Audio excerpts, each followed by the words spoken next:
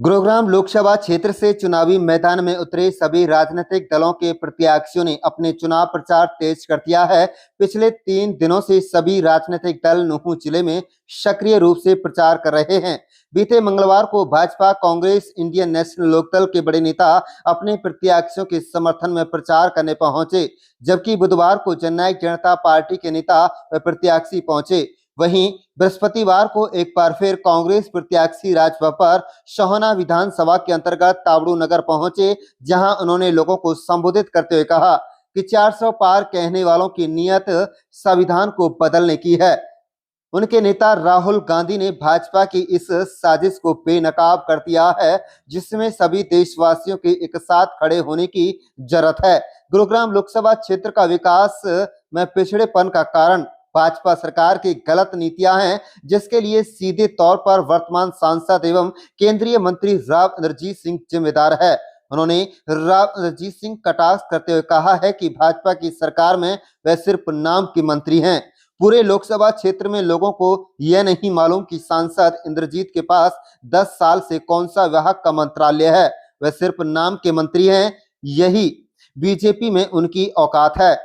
इससे पहले वे कांग्रेस की सरकार में रक्षा मंत्रालय थे, जहां से उनकी पहचान बनी और ऐसे व्यक्ति जो आपके क्षेत्र की पहचान बना सका, पार्टी के अंदर सम्मान ना पा सका, ऐसा व्यक्ति जो कहता है कि मुझे इनका वोट नहीं चाहिए, तो वह लोकतंत्र में खड़ा होने के लायक नहीं है। कांग्रेस प्रत्याशी राजबब्बर ने कहा कि उन्होंने सुना है कि सांसद राव साहब अपने क्षेत्रवासियों से मिलने में संकोच करते हैं, लोगों के दुख दर्द में शामिल होते हैं। राजबब्बर ने कहा है कि उन्हें सभी का वोट और प्यार चाहिए। वे वर्तमान सांसद के परिवार से भी वोट की अपील कर रहे हैं। लोकसभा क्षेत्र में साझी विरासत और भाईचारे की जरूरत है। सभी एकजुट होकर कांग्रेस के पक्ष में वोट कर साझी विरासत बनाने में सहयोग करें। उन्होंने कहा कि वह बाहरी व्यक्ति नहीं है, बाहरी व्यक्ति वह है जो लोगों के दिलों में जगह नहीं बना सके। मेवात क्षेत्र के विभिन्न मुद्दों को रखते हुए रेल की सीटी बजाने का वायदा पूरा करने का आश्वासन दिया, तो साथ ही साथ गुरुग्राम सोहना के बीच से भारी भरकम टोल प्लाजा वसूलने पर भी भाजपा सरकार को घेरा। आप देख रहे हैं मेवात से लियाकत अली की रिपोर्ट। वो तो उनके भाई दे रहे हैं, लेकिन मैंने कहा शायद हो सकता है कि उनके बच्चों में से भी कोई मुझे दे दे। मैं पत्नी का इसलिए नहीं कहता कि रिश्ता बड़ा गंभीर होता है, उनके यहाँ से कि मुझे जरूर वोट मिलेगा, नहीं मुझे उम्मीद। उस पर वो कहते हैं मैं बाहरी हूँ।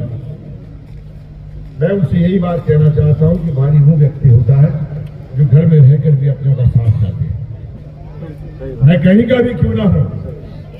मैं जब आगरा से बंबई गया था, तो बंबई से जब अपने यूपी में चुनाव लड़ने के लिए आया, 25 साल 26 साल तक मैं सांसद रहा हूं। कोई भी व्यक्ति फोन करके पता कर ले, मुझे किसी व्यक्ति ने ये नहीं कहा कि राजबब्बर मेरे बीच में खड़ा नहीं होता, मेरे यहाँ उसने विकास नहीं किया। अगर कोई ये कहेगा कि साहब ये किसी काम का नहीं था, तो प्लीज आप मुझे वोट मत दो। मैं लोगों के बीच में रहने वाला आदमी हूं, मैं काम करने वाला हूं। जहां तक ये सवाल है, आंदोलन किया पहलवान आपने सतवीर जी, ये हिंदुस्तान के सबसे महंगे टोल का ये राजबब्बर आपको वचन देके जाता है कि यहाँ से गाड़ी नहीं गुजरने दूंगा अगर आपका सांसद बन जाए।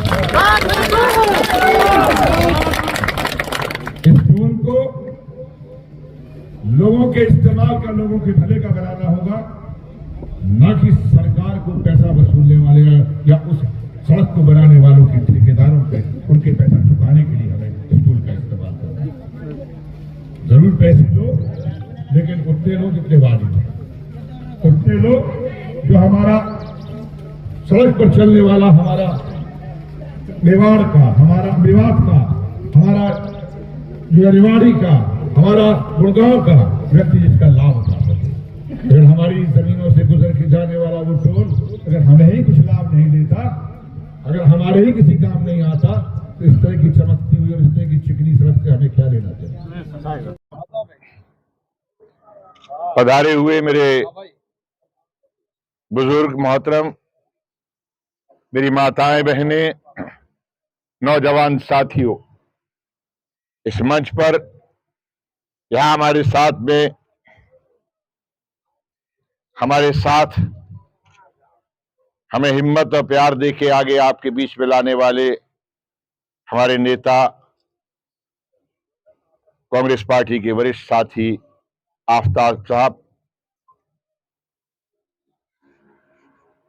हमारे भाई सईदा खान साहब, भाई शमसुद्दीन साहब, भाई जितेंद्र भारद्वाज जी, रजिया बहन और हमारे आदरणीय रफीक साहब, और एक ऐसी आवाज जो आवाज भी बुलंद है, जिस्म भी बुलंद है, किसी को अगर भर लिया तो टूट भी जाए ऐसा पहलवान मेरा भाई सत्यवीर जी, भाई भरत जी, एसपी साहब, हमारे खन्ना साहब, कोई छूट जाए तो माफ कर देना जी। आप सईदा साहब का नाम शमसुद्दीन साहब, दरअसल मुझे ये डॉक्टर लगते इसलिए नहीं है कि डॉक्टरी करते नहीं है। मेरे नेताओं ने सब कुछ कह दिया। मैं आपके बीच में कांग्रेस पार्टी इंडिया अलायंस के प्रत्याशी के रूप में आया हूं। मुझे आपका सहयोग, आपकी ताउन, आपकी मदद और आपका शफकत भरा हाथ चाहिए, प्यार चाहिए। ये चुनाव सिर्फ एक सांसद का चुनाव नहीं है। इस चुनाव की गहराई को समझने का कोशिश कीजिए। कुछ लोग ऐसे हैं जो बार बार कह रहे हैं इस बार 400 पार। उनकी नीयत पर आपको कोई शक नहीं होना चाहिए। वो क्यों कह रहे हैं? वो चाहते हैं कि इस देश के आईन को बदल दे, संविधान को बदल दे, और हम इसको रोकना चाहते हैं। मैं ये बड़ी बड़ी बातों पे नहीं जाना चाहता। मेरे नेताओं ने ये फैसला किया है, और हम लोगों को अगर आपके बीच में आज चुनाव के मैदान में यहां लाया गया है तो इसके पीछे हमारे नेता राहुल गांधी की, हमारे नेता भूपेंद्र सिंह हुड्डा की एक बड़ी सोच है। मैं गोगावा क्षेत्र की बात करूं, अभी भाई कह रहे थे कि विकास की बात, और मेरे आदरणीय नेता ने कहा, पधारे हुए मेरे बुजुर्ग मोहतरम, मेरी माताएं बहनें, नौजवान साथियों, इस मंच पर यहां हमारे साथ हमें हिम्मत और प्यार देके आगे आपके बीच में लाने वाले हमारे नेता, कांग्रेस पार्टी के वरिष्ठ साथी आफ्ताब साहब, हमारे भाई सईदा खान साहब, भाई शमसुद्दीन साहब, भाई जितेंद्र भारद्वाज जी, रजिया बहन और हमारे आदरणीय रफीक साहब, और एक ऐसी आवाज जो आवाज भी बुलंद है, जिस्म भी बुलंद है, किसी को अगर भर लिया तो टूट भी जाए ऐसा पहलवान मेरा भाई सत्यवीर जी, भाई भरत जी, एसपी साहब, हमारे खन्ना साहब, कोई छूट जाए तो माफ कर देना जी। आप सईदा साहब का नाम शमसुद्दीन साहब, दरअसल मुझे ये डॉक्टर लगते इसलिए नहीं है कि डॉक्टरी करते नहीं है। मेरे नेताओं ने सब कुछ कह दिया। मैं आपके बीच में कांग्रेस पार्टी इंडिया अलायंस के प्रत्याशी के रूप में आया हूं। मुझे आपका सहयोग, आपकी ताउन, आपकी मदद और आपका शफकत भरा हाथ चाहिए, प्यार चाहिए। ये चुनाव सिर्फ एक सांसद का चुनाव नहीं है। इस चुनाव की गहराई को समझने का कोशिश कीजिए। कुछ लोग ऐसे हैं जो बार बार कह रहे हैं इस बार 400 पार।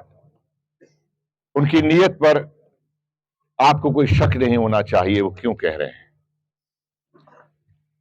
वो चाहते हैं कि इस देश के आईन को बदल दे, संविधान को बदल दे, और हम इसको रोकना चाहते हैं। मैं ये बड़ी बड़ी बातों पे नहीं जाना चाहता। मेरे नेताओं ने ये फैसला किया है, और हम लोगों को अगर आपके बीच में आज चुनाव के मैदान में यहां लाया गया है, तो इसके पीछे हमारे नेता राहुल गांधी की, हमारे नेता भूपेंद्र सिंह हुड्डा की एक बड़ी सोच है। मैं गुड़गांव क्षेत्र की बात करूं, अभी भाई कह रहे थे कि विकास की बात, और मेरे आदरणीय नेता ने कहा, आफ्ताब अहमद साहब ने, कि भाई जो मंत्री थे वहीं पर रोक दिया उनको, इस सरकार ने भी उनको वहीं बनाया, उसके ऊपर तो कुछ दिया नहीं। मैं बड़ी माजरत के साथ में ये कहना चाहूंगा, जब आफ्ताब साहब आपने जब उनको जिताया था तो उस वक्त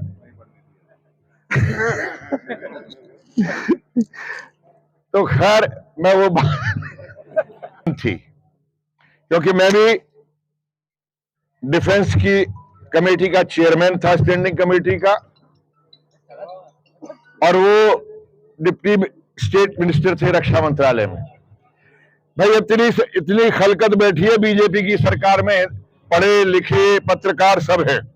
जरा मुझे बता देना भाई साहब, ये 10 साल से कौन से विभाग के मंत्री है, किसी को पता है? नहीं पता। ऐसी खामोशी छा गई, बस ये मंत्री है। इनकी हैसियत क्या रही आज वो आपको इतने में ही पता लग जाएगा कि मंत्री किस बात के, या आज तक किसी को नहीं पता।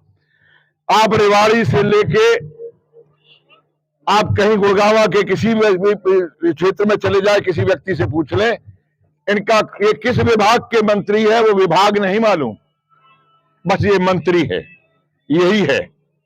और इस ऐसा व्यक्ति जो आपके क्षेत्र की पहचान ना बन सका, ऐसा व्यक्ति जिस पार्टी में है उस पार्टी के अंदर वो सम्मान ना पा सका, ऐसा व्यक्ति जो ये कहता है कि मुझे इसका वोट नहीं चाहिए, तो वो लोकतंत्र में खड़ा होने के लायक नहीं है। मैं कहता हूं मुझे तो उनके परिवार के, उनके बच्चों का भी वोट चाहिए। अगर मुझे, क्योंकि मैंने सुना है कि वो घर पे अगर कोई जाओ तो वो उसको कह देते घर में है नहीं। कोई बीमार अगर जाए और कोई मदद मांगने के लिए कह देते कि वो गुड़गांव गए हैं, गुड़गांव वालों से कहे तो कह देते वो रेवाड़ी गए हैं, रेवाड़ी वालों से कहते वो दिल्ली गए हैं। तो वो तो किसी से मिलते नहीं है, लेकिन मैं हाथ जोड़ के उनके परिवार से, मैं आपकी मार्फत, मैं तो उनके परिवार से भी वोट मांग रहा हूं कि हो सके तो इस क्षेत्र की नेकी के लिए, इस क्षेत्र के विकास के लिए, इस क्षेत्र की साझी विरासत के लिए, इस क्षेत्र के भाईचारे के लिए आप मुझे अपने परिवार में से एक वोट जरूर दिलवाएं, ये मैं आपसे प्रार्थना कर रहा हूं। भाई आपको वोट दे रहे हैं ताकि उनके बच्चों में से भी कोई मुझे दे दे। मैं पत्नी का इसलिए नहीं कहता कि रिश्ता बड़ा गंभीर होता है उनके यहां से, लेकिन मुझे जरूर वोट मिलेगा, जो मुझे उम्मीद है। मुझ पर वो कहते हैं मैं भारी हूं, मैं उनसे यही बात कहना चाहता हूं कि भारी वो व्यक्ति होता है जो घर में रहकर भी अपनों का साथ ना दे। मैं कहीं का भी क्यों ना हूं, मैं जब आगरा से बंबई गया था तो बंबई से जब अपने यूपी में चुनाव लड़ने के लिए आया, 25 साल 26 साल तक मैं सांसद रहा हूं। कोई भी व्यक्ति फोन करके पता कर ले, मुझे किसी व्यक्ति ने ये नहीं कहा कि राजबब्बर मेरे बीच में खड़ा नहीं होता, मेरे यहां उसने विकास नहीं किया। अगर कोई ये कहेगा कि साहब ये किसी काम का नहीं था, तो प्लीज साहब मुझे वोट मत देना। मैं लोगों के बीच में रहने वाला आदमी हूं, मैं काम करने वाला आदमी हूं। जहां तक ये सवाल है, आंदोलन किया पहलवान आपने, सतवीर जी, ये हिंदुस्तान के सबसे महंगे टोल का ये राजबब्बर आपको वचन देके जाता है कि यहां से गाड़ी नहीं गुजरने दूंगा अगर आपका सांसद बन जाता है। वो चाहते हैं कि इस देश के आईन को बदल दे, संविधान को बदल दे, और हम इसको रोकना चाहते हैं। मैं ये बड़ी बड़ी बातों पे नहीं जाना चाहता। मेरे नेताओं ने फैसला किया, और हम लोगों को अगर आपके बीच में आज चुनाव चुनाव के मैदान में जहाँ लाया गया है तो इसके पीछे हमारे नेता राहुल गांधी की, हमारे नेता भूपेंद्र सिंह हुड्डा की बड़ी सोच है। मैं गुड़गांव क्षेत्र की बात करूं, अभी भाई कह रहे थे कि विकास और मेरे आदरणीय नेता ने कहा, आफ्ताब अहमद साहब ने, कि भाई जो मंत्री थे वहीं पे रोक दिया उनको, इस सरकार ने भी उनको वहीं बनाया, उसके ऊपर तो कुछ दिया नहीं। मैं बड़ी माजरत के साथ में ये कहना चाहूंगा, जब आफ्ताब साहब आपने जब उनको जिताया था तो उस वक्त